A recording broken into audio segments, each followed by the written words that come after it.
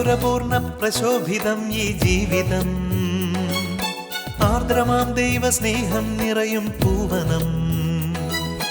മാധുരപൂർണ പ്രശോഭിതം ഈ ജീവിതം, ആർദ്രമാം ദൈവ സ്നേഹം നിറയും പൂവനം. സ്നേഹദീപനാളമായി വിളങ്ങും ധന്യജീവിതം.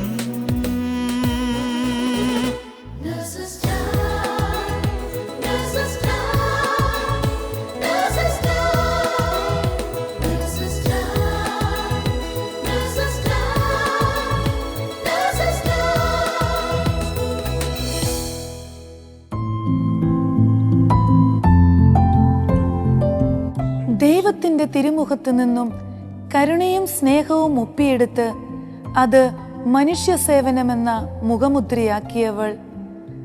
ദാരിദ്ര്യത്തിൻ്റെ ഏറ്റവും വേദനാജനകമായ രൂപം ഒറ്റപ്പെടലോടെയുള്ള മരണമാണെന്നും അതിനാൽ ജീവിതത്തിൻ്റെ അവസാന നിമിഷങ്ങളിൽ ഒരാൾ പോലും സ്നേഹിക്കപ്പെടാതെ മരിക്കരുതെന്നും ശഠിച്ചവൾ. ലോകത്തിലെ പല പ്രശസ്തരും മാധ്യമ ലോകം മുഴുവനും തന്നിലേക്കാണ് ആകർഷിക്കപ്പെടുന്നതെന്ന് മനസ്സിലാക്കിയപ്പോൾ അവരെ ദിവ്യകാരുണ്യ ഈശോയെ പരിചയപ്പെടുത്തിയവൾ. ബഹുമതികൾ ഏറെ തേടി എത്തിയപ്പോഴും അവയേക്കാൾ അവൾ ആനന്ദിച്ചത് ആരോരുമില്ലാത്ത ഒരു കുഞ്ഞിന് അമ്മയായി മാറിയതിൽ. മുറിവേറ്റ് അവശനായി കിടക്കുന്ന വ്യക്തിയെ തൻ്റെ ക്രിസ്തുവിനെ ശുശ്രൂഷിക്കുന്നുവെന്ന് വിശ്വസിച്ച് അറപ്പില്ലാതെ കലർപ്പില്ലാതെ സ്നേഹത്തോടെ ശുശ്രൂഷിച്ചവൾ. ആ ദൈവസ്നേഹത്താൽ നിറഞ്ഞ മാലാഖയെ ലോകം മുഴുവൻ ആദരവോടെ വിളിച്ചു ജീവിക്കുന്ന വിശുദ്ധ.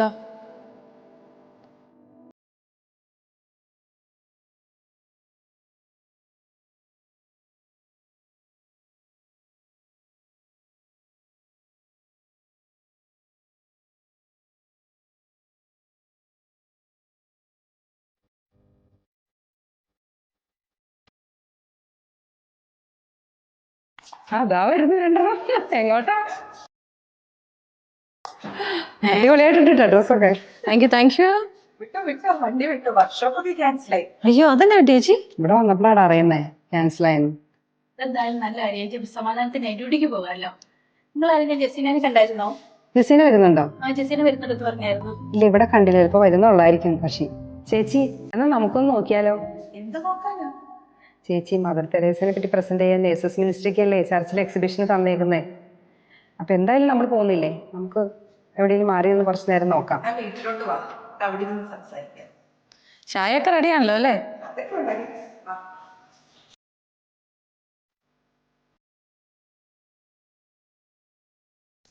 ജസീന നീ എവിടെയാടാ? നീ ഇങ്ങോട്ട് എത്തിയോ? ആ എടാ നമ്മുടെ വർക്ക്ഷോപ്പ് ഇന്നത്തെ ക്യാൻസലായി. നമുക്കൊരു കാര്യം ചെയ്താൽ സിന്ധു ചേച്ചിയുടെ വീട്ടിലേക്ക് പോകാം. നമ്മുടെ മദർ തെരേസയുടെ എക്സിബിഷനുള്ളത് നമുക്കൊന്ന് പ്രിപ്പയർ ചെയ്യാം അവിടെ ഇരുന്ന്. ഞങ്ങൾ എല്ലാവരും അങ്ങോട്ട് വരാം. നീ അന്ന് അങ്ങോട്ട് വിട്ടോ വണ്ടി. ഓക്കെ ശരി, അവിടെ കാണാം.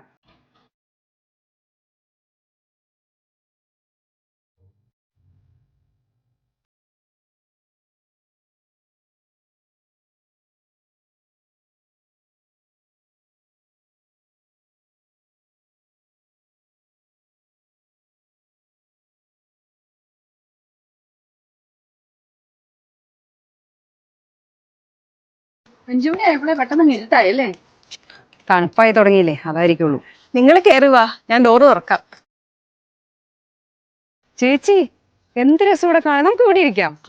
നാട്ടിലെ അതേ ലുക്ക്, നല്ല ഫീൽ ഉണ്ട്. വാ ഇവിടെ ഇരിക്കാം. എന്തായാലും സൂപ്പർ ആയിട്ടുണ്ട് കേട്ടോ. ആരുടെ പരിപാടി ഇതല്ലോ? അത് സഞ്ജയന്റെ ഡിപ്പാർട്ട്മെന്റ്. ആ നിങ്ങൾ വാ. നമുക്ക് തുടങ്ങാല്ലേ, നീ സമയം കളയണ്ട. അതെ, എനിക്ക് നൈറ്റ് ഡ്യൂട്ടിക്ക് പോകേണ്ടതാ. തുടങ്ങിയേക്കാം. ജെസ്സിനെ ജോയിൻ ചെയ്തോളൂല്ലോ. ആ നമ്മൾ മദർ തെരേസനെ പറ്റി വായിച്ചപ്പോഴേ എനിക്ക് എൻ്റെ ജീവിതത്തിൽ നിന്ന് പറയുകയാണെങ്കിൽ മദർ തെരേസ എനിക്ക് കുഞ്ഞിലെ തുടങ്ങി ഭയങ്കര ഇഷ്ടമായിരുന്നു. ഒരു കാരണം എൻ്റെ വീടിന് അയൽവക്കത്തെ 2 ചേച്ചിമാർ മിഷണറീസ് ഓഫ് ചാരിറ്റീസിലായിരുന്നു ചെറുപ്പം. അപ്പോൾ അവർ വെക്കേഷൻ വരുമ്പോൾ മദർ തെരേസനെ കുറിച്ചും അവിടുത്തെ സിസ്റ്റർമാരുടെ പ്രവർത്തനത്തെ കുറിച്ചൊക്കെ പറഞ്ഞ് കുഞ്ഞിലെ തുടങ്ങി കേട്ടതുകൊണ്ടാണെന്നറിയില്ല, ഭയങ്കര ഇഷ്ടമായിരുന്നു. ആ ആഗ്രഹത്താൽ ഞാൻ മദർ തെരേസയെ പറ്റിയുടെ കുറച്ച് ബുക്സും വായിച്ചിട്ടുണ്ട്. അപ്പോൾ മദർ തെരേസയുടെ പേര് ആഗ്നസ് എന്നായിരുന്നു. അവളുടെ അപ്പൻ്റെ പേര് നിക്കോളാസ്, അമ്മയുടെ പേര് ഒരു പ്രത്യേക പേരാണ്, റെനാഫൽ. ഡ്രെനാഫിൽ. എന്താ ചേച്ചി? ഡ്രനാഫിലെ. ഞാൻ ഇതെല്ലാം നോട്ട് ചെയ്തേക്കാം കേട്ടോ. ഓക്കെ. അൽബേനിയ എന്ന് പറഞ്ഞ സ്ഥലത്താണ് മദർ തെരേസ ജനിക്കുന്നത്. മദർ തെരേസയുടെ അപ്പൻ നിക്കോളാസ് വളരെ ദാനശീലനും പാവങ്ങളോട് സ്നേഹമുള്ള ഒരു മനുഷ്യനായിരുന്നു. ആഗ്നസിന് 7 വയസ്സുള്ളപ്പോഴാണ് അദ്ദേഹം മരിക്കുന്നത്. പിന്നീട് അങ്ങോട്ട് അമ്മയാണ് ആഗ്നസ് അടക്കം 3 മക്കളാണ് ആ 3 മക്കളെ വളർത്തിക്കൊണ്ട് വരുന്നത്. അമ്മയും വളരെ ദൈവഭക്തിയുള്ളതും പാവങ്ങളോട് കരുണ കാണിക്കുന്ന ഒരു സ്ത്രീയാണ്. തിരുക്കുടുംബത്തോട് വലിയ ഭക്തിയായിരുന്നു. അതെ, അവരുടെ കുടുംബത്തിന് തിരുക്കുടുംബത്തോട് നല്ല ഭക്തിയായിരുന്നു. പിന്നീട് അങ്ങോട്ട് അമ്മ എപ്പോഴും വീട്ടിൽ നിന്ന് ഇങ്ങനെ ഒരു പൊതിക്കെട്ടൊക്കെ ആയിട്ട് ആഴ്ചയിൽ ഒരു ദിവസം പുറത്തേക്ക് പോകും. അപ്പോൾ ആഗ്നസ് കുഞ്ഞായിരിക്കുമ്പോൾ അവൾ ഇങ്ങനെ അവരോട് പറയില്ല അമ്മ എങ്ങോട്ടാ പോണേന്ന്. അപ്പോൾ ഒരു ദിവസം അമ്മയുടെ പുറകെ ആഗ്നസ് ഇങ്ങനെ പോവാണ്, അമ്മ എങ്ങോട്ടാ പോകുന്നതെന്ന് അറിയാൻ വേണ്ടിയിട്ട്. അപ്പോൾ ആഗ്നസ് പുറകെ ചെല്ലുമ്പോൾ കാണുന്നത് അമ്മ അടുത്തുള്ളൊരു വീട്ടിൽ പോയിട്ട് ഒരു പാവപ്പെട്ട സ്ത്രീനെ കുളിപ്പിച്ച് വസ്ത്രം ഇടിയിച്ച് അവരുടെ വീടൊക്കെ തൂത്തുവാരി അവരുടെ വസ്ത്രങ്ങളൊക്കെ അലക്കിയിട്ടിട്ട് ശേഷം ഈ കൊണ്ടുപോയി പൊതി അഴിച്ച് ആ അമ്മയ്ക്ക് വാരി കൊടുക്കുന്നത് കാണാണ്. ഇത് കണ്ട ആഗ്നസിന് ഭയങ്കര സന്തോഷമാവും. അവൾ ഓടിച്ചെന്ന് അമ്മേനെ കെട്ടിപ്പിടിക്കുകയാണ്. ഇത് ഒത്തിരി ഇൻസ്പയർ ചെയ്തിട്ടുണ്ടായിരിക്കും അല്ലേ മദറിനെ? അതെ അതെ. അമ്മ അന്നേരം ആ മകളോട് പറയാണ്, നീയും വലുതാകുമ്പോൾ ഇതുപോലെ തന്നെ പാവങ്ങളോട് കരുണ കാണിക്കണമെന്ന്. ഈ പാവങ്ങളോട് കരുണ കാണിക്കുമ്പോൾ അവരിൽ കിട്ടുന്ന ആ ഒരു സന്തോഷം ഈശോയിൽ നിന്ന് ലഭിക്കുന്ന ഒരു സന്തോഷമായിട്ട് ആഗ്നസിന് തോന്നിയത് കൊണ്ടാവാം അവൾ വളർന്നു വന്നതോടൊപ്പം തന്നെ മറ്റുള്ളവർ പാവങ്ങളോടുള്ള ഒരു സ്നേഹവും കരുണയൊക്കെ ഒത്തിരി അവളോടൊപ്പം വളർന്നു വന്നു. ഈ ആഗ്നസിന് 12 വയസ്സുള്ളപ്പോഴാണ് അമ്മയുടെ അടുത്ത് പറയുന്നത് എനിക്കൊരു കന്യാസ്ത്രീ ആവണമെന്ന്. അതെ അതെ. അപ്പോൾ അമ്മ പറയുകയാണ്, നിനക്ക് ഒരു തീരുമാനം എടുക്കാനുള്ള പ്രായവും പക്വതയും ഇപ്പൊ 12 വയസ്സല്ലേ? എന്നാലും പരിശുദ്ധ അമ്മയോട് കണ്ടിന്യൂസ് ആയിട്ട് ഇങ്ങനെ പ്രാർത്ഥിച്ചുകൊണ്ടിരുന്നു, ഈ ആഗ്രഹം സമർപ്പിച്ച് പ്രാർത്ഥിച്ചുകൊണ്ടേയിരുന്നു. ഈ കൊച്ചുനാളിലെ തന്നെ ഈ സൊഡാലിറ്റിയിലെ അംഗമായിരുന്നു ഈ തെരേസ, ആഗ്നസ്. അപ്പം ഈ അവരുടെ പള്ളിയിലെ വികാരിയച്ഛനുണ്ടല്ലോ, എപ്പോഴും ഇന്ത്യയെക്കുറിച്ചും കൽക്കത്തയെക്കുറിച്ചും അവിടുത്തെ ദുരിതങ്ങളെക്കുറിച്ചും അവിടെ ഈ ജെസ്യൂട്ട് മിഷണറിമാർ നടത്തുന്ന പ്രവർത്തനങ്ങളെക്കുറിച്ചും ഒക്കെ എപ്പോഴും ചർച്ച ചെയ്യുമായിരുന്നു. നമ്മുടെ നാട്ടിലുണ്ടല്ലോ ജെസ്യൂട്ട് സഭയിലുള്ള അച്ഛന്മാര്. അതെ. അപ്പൊ അങ്ങനെയാണ് മദർ തെരേസ ഇന്ത്യക്ക് വരാനുണ്ടായ ആ ഒരു ഇൻസ്പിറേഷൻ ആയിരിക്കും അല്ലേ? അതെ അതെ. 18 വയസ്സായപ്പം ഡബ്ലിനിൽ ഇംഗ്ലീഷ് പഠനത്തിന് വേണ്ടി ലൊറേറ്റ കോൺവെന്റിലേക്ക് പോവുകയാണ്. അവിടെ ചെന്ന് അവിടുത്തെ സന്യാസ സമൂഹത്തിൽ അംഗമാവും. അതിനുശേഷം അവിടെ ആയിരിക്കുമ്പോഴാണ് ഇന്ത്യയിലെ ലൊറേറ്റ ആശ്രമത്തിലേക്ക് ഒരു ഇംഗ്ലീഷ് പഠിപ്പിക്കാനായിട്ട് അധ്യാപകരെ വേണമെന്നും പറഞ്ഞുകൊണ്ട് ഒരു അറിവ് കിട്ടുന്നത്. Golden chance. അത് തന്നെ. അപ്പം ഈ ആഗ്നസ് ഇന്ത്യയിലേക്ക് വരുവാണ്. അത് കപ്പലിലാണ് വരുന്നത്. 7 ആഴ്ച എടുത്തു ബോംബെയിലെത്താൻ.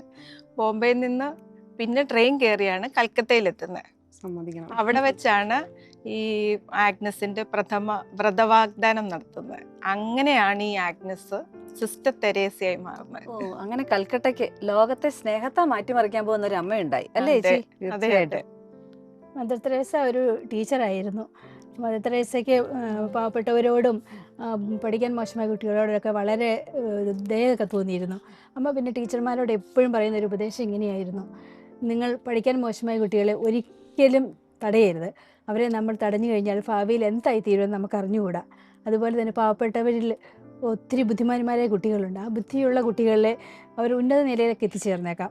പക്ഷേ നമ്മൾ പ്രവർത്തിക്കേണ്ടത് വിശക്കുന്ന ദരിദ്രരായ വിഡ്ഢികളായ കുട്ടികൾക്ക് വേണ്ടിയാണ്. ഇതായിരുന്നു മദർ ടീച്ചർമാർക്ക് കൊടുത്തിരുന്ന ഒരു ഉപദേശം. ഒരു ഇൻസിഡൻറ്റ് ഞാൻ ഓർക്കുന്നുണ്ട്. 1946 വാർഷിക ധ്യാനം കൂടാൻ വേണ്ടി മദർ ഡാർജിലിംഗിലേക്ക് ട്രെയിനിൽ യാത്ര ചെയ്തു. ആ സമയത്ത് പ്രാർത്ഥനയൊക്കെ കഴിഞ്ഞ് ബൈബിൾ തുറന്നപ്പോൾ മദറിന് ലഭിച്ച വചനം നമുക്കെല്ലാവർക്കും അറിയാവുന്ന വിശുദ്ധ മത്തായിയുടെ സുവിശേഷം 25-ാം അധ്യായം 35 മുതൽ തുടങ്ങുന്ന വാക്യങ്ങൾ. എന്തെന്നാൽ എനിക്ക് വിശന്നു, നിങ്ങൾ എനിക്ക് ഭക്ഷിക്കാൻ തന്നു എന്ന് ആ വചനങ്ങൾ മദറിൻ്റെ ആത്മാവിൽ ആഴത്തിൽ പതിഞ്ഞു. ഇതേ വചനങ്ങളാണ് ഫാദർ ഡാമിയനെയും മൊളോക്കോ ദ്വീപിലേക്ക് അയച്ച് ഞാൻ വായിച്ചിട്ടുണ്ട്. മൊളോക്കോ ദ്വീപിലേക്ക് ഒരു കുഷ്ഠരോഗികളെ ശുശ്രൂഷിക്കാനായിട്ട് പോയി. ഫ്രാൻസിസ് അസീസി കുഷ്ഠരോഗിയെ ചുംബിക്കാനായിട്ടും ഒക്കെ പ്രചോദനം ലഭിച്ചത് ഈ വചനത്താലാണ്. ഇത് തുടർന്നുള്ള വചനത്താൽ. തുടർന്ന് മത്തായിയുടെ സുവിശേഷം അതിനകത്ത് പറയുന്നുണ്ടല്ലോ, നിങ്ങൾ എളിയവരിൽ ഒരാൾക്ക് ചെയ്തു കൊടുത്തപ്പോഴല്ലേ എനിക്ക് തന്നെയാണ് ചെയ്തു കൊടുത്തതെന്നുള്ള ആ വചനം. ചേച്ചി ഇത് പറഞ്ഞപ്പോൾ പെട്ടെന്ന് എനിക്ക് നമ്മുടെ ചേച്ചി ഓർക്കുന്നുണ്ടല്ലോ നമ്മുടെ കൊറോണ കാലഘട്ടം. ആ സമയത്ത് ഞാൻ എല്ലാവരുടെയും ഇങ്ങനെ കൊറോണ പകർന്നു പിടിക്കുന്ന ഒരു സമയമായിരുന്നു. മദർ തെരേസയുടെ ഈ ഒരു പ്രവർത്തനത്തെക്കുറിച്ചൊക്കെ അറിയാവുന്നതുകൊണ്ട് തന്നെ മദർ തെരേസയുടെ പല കാര്യങ്ങളും എൻ്റെ ജീവിതത്തിൽ എനിക്ക് എൻ്റെ പ്രൊഫഷനിൽ ഭയങ്കര ഒരു ഇൻസ്പിറേഷൻ ആയിട്ടുണ്ട്. അപ്പോൾ പല രാജ്യങ്ങളിലും ഇങ്ങനെ കൊറോണ പടർന്നു പിടിച്ച സമയത്ത് ഞാൻ മനസ്സിലാഗ്രഹിച്ചു, എന്തായാലും എല്ലാ രാജ്യങ്ങളിലും പടർന്നുകൊണ്ടിരിക്കുക, നമ്മൾ ഈ രാജ്യത്തേക്ക് വന്നു കഴിഞ്ഞാൽ എന്തായാലും ഞാനപ്പോൾ എൻ്റെ ആൽവിനോടും പിള്ളേരോടൊക്കെ പറഞ്ഞു, ഇങ്ങനെ വന്നു കഴിഞ്ഞാൽ അമ്മ അവരെ നോക്കാൻ വേണ്ടി പോകും എന്ന് അവരോട് മുൻകൂറേ ഞാൻ പറഞ്ഞിരുന്നു. അങ്ങനെ ഇരിക്കുമ്പോഴാണ് ഞാൻ അറിയുന്നത് എൻ്റെ ഡിപ്പാർട്ട്മെൻറ്റിൽ തന്നെ നമ്മുടെ ഹോസ്പിറ്റലിൽ കൊറോണ വാർഡ് ഓപ്പൺ ആയെന്നും ഒരാളെ പോസ്റ്റ് ചെയ്തെന്നും. അപ്പോൾ എനിക്ക് അവരെ അങ്ങോട്ട് പോകാനുള്ള കൊതിയായിരിക്കാം. ഞാൻ അവിടെ പോയി റിക്വസ്റ്റ് ചെയ്തു, എന്നെ നെക്സ്റ്റ് അവിടെ പോസ്റ്റിംഗ് കിട്ടും. പക്ഷേ എനിക്ക് അവിടെ അധികം ഒന്നും വർക്ക് ചെയ്യാൻ പറ്റിയില്ല. വെറും 4 ദിവസമാണ് കൊറോണ വാർഡിൽ ഞാൻ വർക്ക് ചെയ്തത്. അപ്പോഴാണ് ഞാൻ അറിയുന്നത് ഞാൻ 4ാമത്തെ ക്യാരിയിങ് ആണ്. അങ്ങനെ അവരെന്നെ തിരിച്ചു വിട്ടു. പക്ഷേ ഞാൻ ഓർക്കാണ് ഇന്ന് ഞാൻ അത്രയധികം ആഗ്രഹിച്ചിരുന്നു അങ്ങനെ ഒരു കൊറോണ പേഷ്യൻസിനെ അടുത്ത് പോയി എനിക്ക് ശുശ്രൂഷ ചെയ്യുന്നത്. അപ്പോൾ അത് എൻ്റെ ആ ആഗ്രഹം സാധിക്കാനായിരിക്കും ഈശോ എനിക്ക് അറ്റ്ലീസ്റ്റ് ഒരു 4 ദിവസമെങ്കിലും അതിനോടൊരു അവസരം കിട്ടിയത്. മദർ തെരേസയുടെ ആ ഒരു ഇൻസ്പിറേഷനാണ് ശരിക്കും. ആ ഒരു ജീവിതശൈലിയാണ് എന്നെ അതിലേക്ക് നയിച്ചത്. വേദനിക്കുന്നവരിൽ യേശുവിനെ കാണുക, അവർക്ക് വേണ്ടി ജീവിക്കുക എന്നുള്ളത് മദറിന്റെ ഒരു ഭയങ്കരമായ ഒരു തീവ്രമായ ഒരു ഉൾവിളിയായിരുന്നു. അതിനെ മദർ വിശേഷിപ്പിച്ചിരുന്നത് വിളിക്കുള്ളിലെ വിളിയെന്നാണ്. അനു ഈ വിളിക്കുള്ളിൽ വിളിയെന്ന് പറഞ്ഞപ്പോഴാണ് എനിക്ക് പെട്ടെന്നൊരു കാര്യം ഓർമ്മ വന്നത്. എനിക്ക് നേഴ്സിംഗ് പഠിക്കാനായിട്ട് വലിയ താല്പര്യമൊന്നും ഉണ്ടായിരുന്നില്ലേ. എനിക്ക് എൻ്റെ പപ്പയുടെയും മമ്മിയുടെയും ആഗ്രഹപ്രകാരമാണ് ഞാൻ നേഴ്സിങ്ങിന് പോകുന്നത്. എനിക്ക് നാട്ടിലെ ICUലായിരുന്നു എക്സ്പീരിയൻസ്. പക്ഷെ എന്നാൽ ഇവിടെ വന്നു കഴിഞ്ഞപ്പോഴത്തേക്ക് എന്നെ കൊണ്ടുകിട്ടതോ എനിക്ക് ഒട്ടും എക്സ്പീരിയൻസ് ഇല്ലാത്ത ഡെലിവറി സൂട്ടിലും. ഞാൻ ഒത്തിരി വിഷമിച്ചു കേട്ടോ. ചിന്ത ചേച്ചിക്ക് അറിയാവുന്ന കാര്യമത്.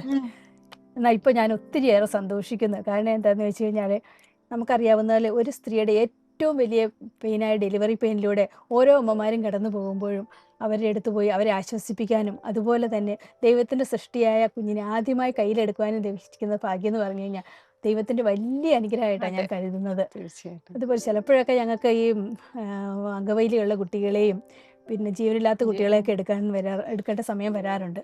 അപ്പോൾ ആ അമ്മമാരനുഭവിക്കുന്ന വേദന അവരോടൊപ്പം ചേർന്ന് അവരെ ആശ്വസിപ്പിക്കാനും അവരെ സ്വാന്തനിപ്പിക്കാനും ഒക്കെ കിട്ടുന്ന ഈ അവസരം എന്ന് പറഞ്ഞാൽ ദൈവത്തിന്റെ ഒരു വിളിയായിട്ടാണ് ഞാൻ ഇതിനെ കാണുന്നത്. തീർച്ചയായിട്ടും തീർച്ചയായിട്ടും അതൊരു പ്രത്യേക ബ്ലെസ്സിങ് തന്നെയാണ്. സത്യമായിട്ടും ഭയങ്കരമായിട്ട് ഞാൻ സന്തോഷിക്കുന്നു.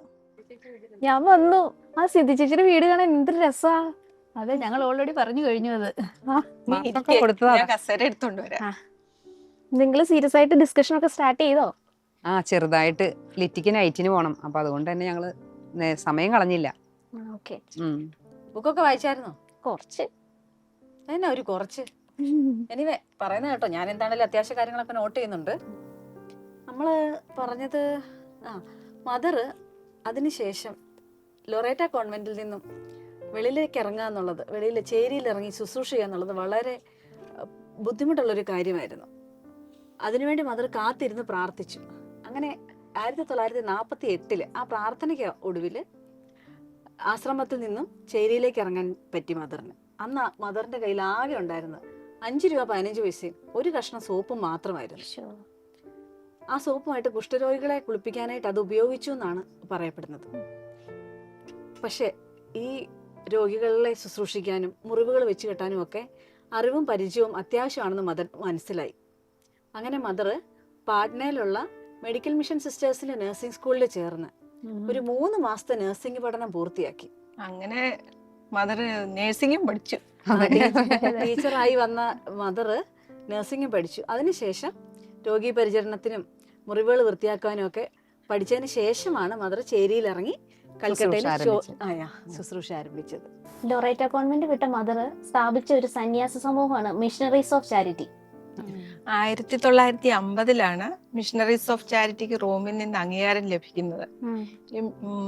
ഇത് ആദ്യം മിഷണറീസ് ഓഫ് ചാരിറ്റി തുടങ്ങിയപ്പോൾ മദറിന്റെ ഒരു പൂർവ്വ വിദ്യാർത്ഥിനി സുഭാഷിണി ദാസ് സകല ആഡംബരങ്ങളും സുഖ സൗകര്യങ്ങളും എല്ലാം ഉപേക്ഷിച്ച് മദറിന്റെ കൂടെ, മദറിന്റെ വലം കൈയായി മരണം വരെ കൂടെ തന്നെ ഉണ്ടായിരുന്നു. സിസ്റ്റർ ആഗ്നസ് എന്ന പേരാ സ്വീകരിച്ചത്. മദർ തെരേസയുടെ പഴയ പേര്. അതെ അതെ.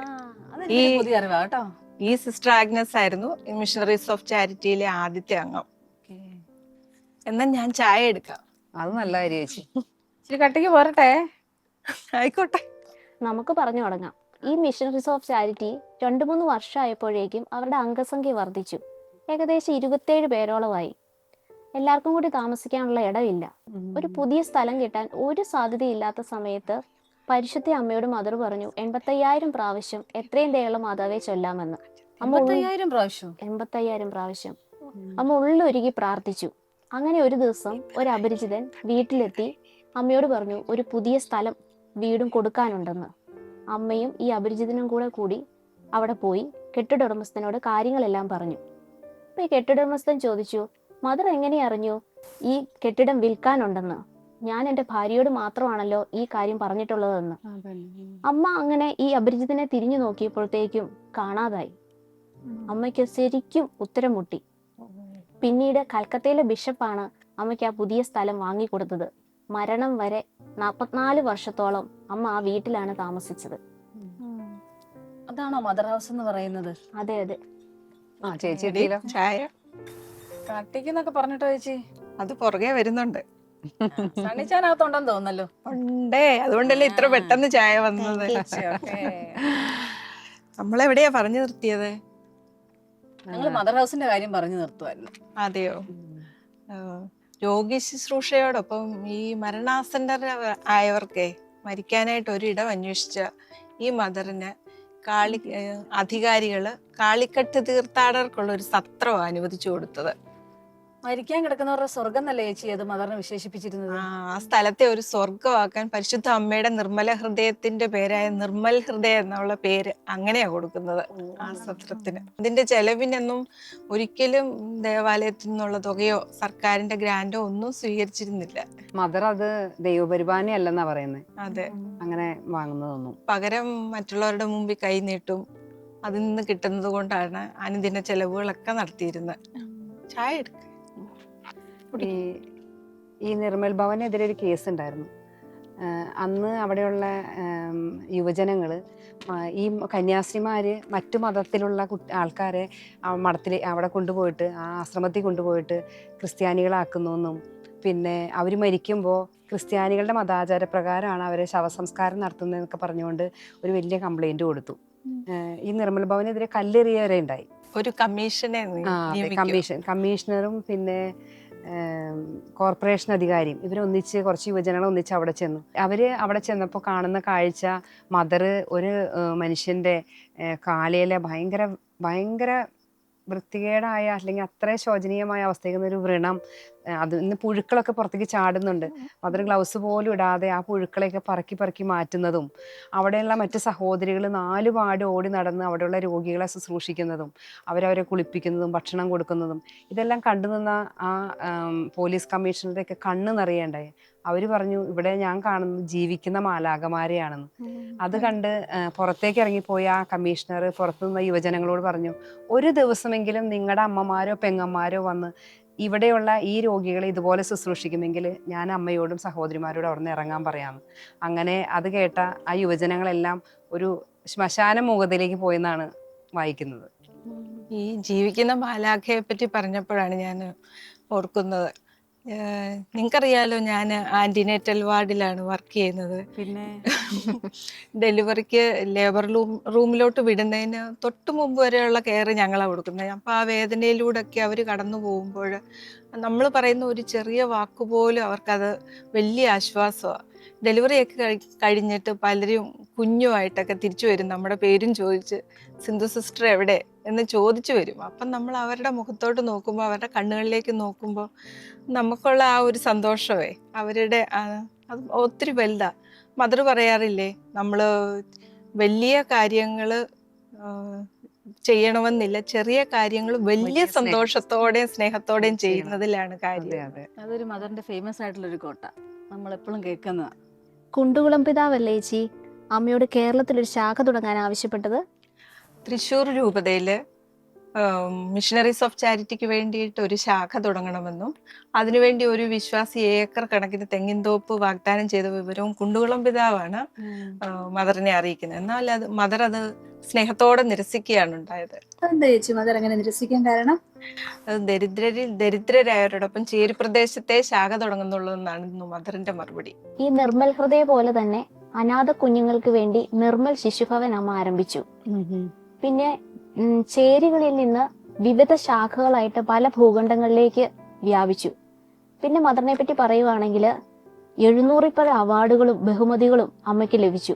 ഇതിന്റെ ഡേറ്റും വർഷവും ഒക്കെ എനിക്ക് ഓർമ്മയില്ല. പ്രിൻസേച്ചി ഒന്ന് ഗൂഗിൾ നമുക്ക് നോക്കിക്കോളെ. നോക്കാടെ, ഇപ്പൊ തന്നെ നോക്കാലോ. പെട്ടെന്ന് ഗ്രൂപ്പിലോട്ട് കേട്ടാണ്. ആ, ഞാൻ ഇതിലുണ്ടടാ, എല്ലാ ഡീറ്റെയിൽസും ഉണ്ട്. ഒന്ന് ഫോർവേഡ് ചെയ്തേരെ. ഓക്കെ ഓക്കെ, ഞാൻ ഗ്രൂപ്പിലേക്ക് ഇട്ടേക്കാം. ഇപ്പൊ തന്നെ ഫോർവേഡ് ചെയ്തു. സേവനം ചെയ്യാനുള്ള ഊർജ്ജം മദറിന് ലഭിച്ചത് പ്രാർത്ഥനയിലൂടെയാണ്. എല്ലാ ദിവസവും വെളുപ്പിന് എണീറ്റിരുന്ന മദർ ദിവ്യാരാധനയുടെ മുൻപിൽ കൂടുതൽ സമയം ചെലവഴിച്ചിരുന്നു. പരിശുദ്ധ കുർബാനയിൽ പങ്കെടുക്കാനും ഒരു ദിവസം പോലും മുടക്കിയിരുന്നില്ലെന്നാണ് പറയുന്നത്. ജപമാലകള്, എത്ര ജപമാലകൾ ചെല്ലുവാരെന്ന് അറിയത്തില്ല. എണ്ണമില്ലാത്ത ജപമാലകളും ഒരു ദിവസങ്ങളിൽ ചെല്ലുവാൻ. ഇതൊക്കെ ഊർജത്തിന്റെ ബലത്തിലാണ് ഈ കുഷ്ഠരോഗികളെ ശുശ്രൂഷിക്കാനും ശിശുക്കളുടെ അടുത്ത് ചെല്ലാനുമുള്ള ഒക്കെ ഊർജ്ജം മദറിന് ലഭിച്ചിരുന്നു. നമ്മൾ എപ്പോഴും പറയത്തില്ലേ, നമുക്ക് പ്രാർത്ഥിക്കാൻ സമയം ലഭിക്കുന്നില്ല. ഞാനിപ്പോ അത് ഓർക്കുമായിരുന്നു, ഇത്രയും തിരക്കിനിടയിൽ മദർ എത്രമാത്രം സമയം പ്രാർത്ഥനയ്ക്ക് ചെലവഴിക്കുന്നെന്ന്. നമ്മൾ എപ്പോഴും പറയുന്നൊരു കാര്യം. പക്ഷെ അതിൽ വലിയ അർത്ഥമൊന്നുമില്ല. നമ്മുടെ ജോലിയെ തന്നെയാണ് നമ്മൾ പ്രാർത്ഥനയാക്കി മാറ്റേണ്ടതെന്നാണ് മദർ പറയുന്നത്. ശരിക്കും നമ്മൾ നഴ്സുമാരുടെ ഒരു റോൾ മോഡൽ അല്ലെങ്കിൽ നമ്മുടെ ഒരു പേട്രൺ സെയിന്റ് എന്നുള്ള രീതിയിൽ മദറിനെ നമ്മൾ കാണേണ്ടതാണ്, അല്ലേ? ചിന്തിച്ചു നോക്കിക്കേ. മദർ പറയുന്നത് സേവനമില്ലെങ്കിൽ പ്രാർത്ഥനയ്ക്ക് അർത്ഥമില്ലെന്ന. പ്രാർത്ഥനയില്ലെങ്കിൽ സേവനം നമ്മളെ മടുപ്പിക്കുമെന്നാണ് പറയുന്നത്. തീർച്ചയായിട്ടും. പിന്നെ മദർ തെരേസയുടെ മരണത്തെ പറ്റി പറയുകയാണെങ്കിൽ 1997 മദർ മരണപ്പെടുന്നത്. അത് ഞാൻ നന്നായിട്ട് ഓർക്കുന്നുണ്ട്. ഞാൻ 7ാം ക്ലാസ്സിൽ പഠിക്കുമ്പോഴാണ്. ഞാൻ സ്കൂളിൽ പഠിച്ചുകൊണ്ടിരുന്ന സമയത്താണ്. ഞാൻ ഓർക്കുന്നുണ്ട് പത്രങ്ങളിലൊക്കെ അമ്മയുടെ പടം ഇങ്ങനെ വരുന്നത്. പത്രങ്ങളിലൂടെയും പ്രസംഗങ്ങളിലൂടെയും ഒക്കെയാ അമ്മേനെ കൂടുതൽ അറിയാൻ വേണ്ടിയിട്ട് സാധിച്ചത്. പിന്നെ വിശുദ്ധ ജോൺ പോൾ പാപ്പയാണ് അമ്മയെ വാഴ്ത്തപ്പെട്ടതാക്കിയതും ഫ്രാൻസിസ് പാപ്പയാണ് അമ്മയെ വിശുദ്ധിയാക്കി പ്രഖ്യാപിച്ചതും. അതത്ര വിശദീയാക്കിയ അത്ഭുതം എന്താണെന്ന് ആർക്കെങ്കിലും അറിയാം? എനിക്കറിയാം, പക്ഷെ ഞങ്ങൾക്ക് മറന്നുപോയത് എന്താണെന്ന്. മദർ തെരേസയെ വിശുദ്ധയാക്കിയ അത്ഭുതങ്ങളിൽ ഒന്ന്, ഒരു മൃഗാരാധനയിൽ മാത്രം വിശ്വസിച്ചിരുന്ന ഒരു സ്ത്രീ, അവർക്ക് ക്യാൻസർ വന്നിട്ട് അതിന്റെ ലാസ്റ്റ് സ്റ്റേജിൽ എത്തിയിട്ട് അവരെങ്ങനെയോ ഈ നിർമ്മൽ ചേച്ചി നേരത്തെ പറഞ്ഞ ആ ഒരു ആശ്രമത്തിലേക്ക് എത്തിച്ചേർന്നു, നിർമ്മൽ ഹൃദയയില്. അപ്പോൾ അവിടുത്തെ സഹോദരിമാര് മദർ തെരേസയുടെ മാധ്യസ്ഥത്തിലാണ് ഇവർക്ക് വേണ്ടി പ്രാർത്ഥിക്കുന്നത്. ഇവർ വരുമ്പോൾ ഇവർക്ക് ഭയങ്കര അസ്വസ്ഥതകളായിരുന്നു, മരണത്തോട് മല്ലടിക്കുന്ന ആ ഒരു അവസ്ഥയിലാണ് അവർ വന്നത്. പക്ഷേ ഈ സഹോദരിമാര് മദർ തെരേസയുടെ മാധ്യസ്ഥത്തിൽ പ്രാർത്ഥിച്ച് അന്ന് രാത്രിയിൽ ആ സ്ത്രീ സുഖമായിട്ട് ഉറങ്ങി. പിന്നീട് പിറ്റേ ദിവസം അവരുടെ ആ രോഗത്തിന്റെ ഒരു ലക്ഷണങ്ങളും കാണിക്കാത്ത വിധം അവർ ഉഷാറായി. പിന്നീട് അവര് അടുത്ത ഡോക്ടേഴ്സ് തന്നെ അവരെ സ്ഥിരീകരിച്ചു. അതാണ് ഞാൻ വായിച്ചായിരുന്നു. നമുക്ക് പ്രചോദനം നൽകുന്ന ചില കാര്യങ്ങൾ മദർ പറയുകയുണ്ടായി. രോഗികൾക്ക് മരുന്ന് നൽകി ശുശ്രൂഷിക്കുക മാത്രമായിരുന്നു നമ്മൾ ചെയ്തിരുന്നെങ്കിലുണ്ടല്ലോ നമ്മുടെ പ്രസ്ഥാനം ഇത്രയൊന്നും വളരുകയില്ലായിരുന്നു. മദർ പറയുക, ഞാൻ എന്ന ഒരാൾക്ക് ഒറ്റയ്ക്ക് ഈ ലോകത്തെ മാറ്റാനാവില്ല, എന്നാൽ ഞാൻ എറിയുന്ന ഒരു കല്ലിന് പല അലകൾ ഉണ്ടാക്കാൻ കഴിയും. അതുപോലെ തന്നെയാണ് ഞാൻ ഒരാളിൽ ഉണ്ടാക്കുന്ന മാറ്റം. അതുപോലെ തന്നെ നേഴ്സുമാരായ നമ്മൾ ശുശ്രൂഷിക്കുന്ന ഓരോ രോഗികളെയും വലിയ സ്നേഹത്തിൽ ശുശ്രൂഷിച്ചാൽ അനേകം രോഗികളുടെ ആത്മാക്കളെ നേടാൻ സാധിക്കും. എന്നാ നമുക്ക് വൈൻഡപ്പ് ചെയ്താലോ? എനിക്ക് നൈറ്റ് ഡ്യൂട്ടിക്ക് പോകേണ്ടതല്ലേ? കുഴപ്പമില്ല ലിറ്റി. എനിക്ക് തോന്നുന്നു നമ്മളിന്ന് ചർച്ച ചെയ്ത എല്ലാ കാര്യങ്ങളും തന്നെ നമുക്ക് എക്സിബിഷനിലെ യൂസ് ആവശ്യമില്ലായിരിക്കും. എന്നാലും എനിക്ക് തോന്നുന്നു നമ്മൾ എല്ലാവരും ഈ ബുക്കുകൾ വായിച്ചുകൊണ്ട് മദർ തെരേസയെ പറ്റി ഒത്തിരി അറിയാനും പറ്റി. എനിക്ക് ഭയങ്കര ഫീൽ, ഒന്നും കൂടെ ആ സ്നേഹം കൂടിയ പോലെ തോന്നുന്നു. എനിക്ക് കുറെ കാര്യങ്ങൾ, അറിയാത്ത കാര്യങ്ങളൊക്കെ കുറെയൊക്കെ എനിക്ക് ഇന്ന് മനസ്സിലായി. ഒരു നല്ല ഉപകാരമായിരുന്നു കേട്ടോ. എന്താണെങ്കിലും നമ്മുടെ ഈ സമയം നമ്മൾ ഉപകാരപ്പെടുത്തി. നമുക്കൊന്ന് പ്രാർത്ഥിച്ചിട്ട് പിരിഞ്ഞല്ലോ എന്തായാലും.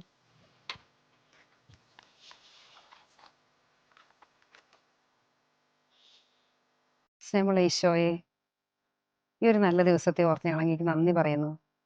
ഒരു തമ്പുരാനെ, നിന്റെ ദൈവരാജ്യത്തോട് ചേർന്ന് ശുശ്രൂഷ ചെയ്യുവാനായിട്ട് ഞങ്ങളെ ഓരോരുത്തരെയും അങ്ങ് തെരഞ്ഞെടുത്ത അങ്ങയുടെ വലിയ സ്നേഹത്തിനായിട്ട് നന്ദി പറയുന്നു. മദർ തെരേസയിലൂടെ ഒത്തിരിയേറെ ആത്മാക്കളെ നേടുവാനായിട്ട് ഈശോയെ അമ്മയ്ക്ക് സാധിച്ചതുപോലെ ഞങ്ങളുടെ രോഗി ശുശ്രൂഷയിൽ ആ മദർ തെരേസയിലുണ്ടായിരുന്ന ആ ഗുണങ്ങളെല്ലാം ഞങ്ങളും സ്വാംശീകരിച്ചുകൊണ്ട് ഞങ്ങളുടെ ജീവിതത്തിൽ, ഞങ്ങളുടെ ശുശ്രൂഷ മേഖലകളിലൊക്കെ ഈശോയെ ഞങ്ങൾക്ക് ഏറ്റവും മനോഹരമായിട്ട് മടുപ്പ് കൂടാതെ വെറുപ്പ് കൂടാതെ ഓരോ രോഗികളിലും ഈശോയെ കണ്ടുകൊണ്ട്, മദർ പറയുന്നത് പോലെ തന്നെ ഓരോ രോഗികളെ ശുശ്രൂഷിക്കാനായിട്ട് അവരെ കരങ്ങളിൽ എടുക്കുമ്പോൾ ജീവനുള്ള തിരുവോസ്തി കരങ്ങളിൽ എടുത്തു എന്നാണ് മദർ പറയുന്നത്. അതുപോലെ ഓരോ രോഗികളിലും ആ ജീവന്റെ തുടിപ്പുകൾ, ഈശോയുടെ ജീവന്റെ തുടിപ്പുകൾ കണ്ടുകൊണ്ട് അവരെ സ്നേഹിക്കുവാൻ, ശുശ്രൂഷിക്കുവാൻ ഞങ്ങളെ ഓരോരുത്തരെയും നീ അനുഗ്രഹിക്കണമേ. മദർ തെരേസ ഞങ്ങൾക്ക് വേണ്ടി പ്രാർത്ഥിക്കണമേ. നന്മ നിറഞ്ഞ മറിയമേ സ്വസ്തി, കർത്താവ് അങ്ങയോടുകൂടെ സ്ത്രീകളിൽ അങ്ങ് അനുഗ്രഹിക്കപ്പെട്ടവളാകുന്നു. അങ്ങയുടെ ഉദരത്തിന്റെ ഫലമായ ഈശോ അനുഗ്രഹിക്കപ്പെട്ടവനാകുന്നു. പരിശുദ്ധ മറിയമേ, തമ്പുരാന്റെ അമ്മേ, പാപികളായ ഞങ്ങൾക്ക് വേണ്ടി എപ്പോഴും ഞങ്ങളുടെ മരണസമയത്തും തമ്പുരാനോട് അപേക്ഷിക്കണമേ. ആമേൻ. നിത്യം പിതാവും പുത്രനും പരിശുദ്ധാത്മാവുമായ സർവേശ്വരായ ആമേൻ. ഈശോയ്ക്ക് സ്തുതിയായിരിക്കട്ടെ. 2026 എന്ന പുതുവർഷത്തിന്റെ ആരംഭത്തിൽ തന്നെ രോഗി ശുശ്രൂഷയിൽ ഏർപ്പെട്ടിരിക്കുന്ന നമ്മുടെ ജീവിതങ്ങൾക്ക് വിശുദ്ധ മദർ തെരേസയുടെ ജീവിതത്തിലൂടെ ദൈവം ഒരു ഓർമ്മപ്പെടുത്തൽ നൽകുന്നുണ്ട്. കുഞ്ഞെ, നിന്റെയും ഇതുപോലെ തന്നെയുള്ള ഒരു ദൈവവിളിയാണ്. തിരക്കിട്ട ഉത്തരവാദിത്തങ്ങൾ നീ ചെയ്യുമ്പോഴും ദൈവത്തിൻ്റെ മുഖമുദ്രയായ സ്നേഹവും പുഞ്ചിരിയും നിന്റെ ശുശ്രൂഷ സ്വീകരിക്കുന്നവർക്ക് നിന്നിലൂടെ ഒഴുകട്ടെ.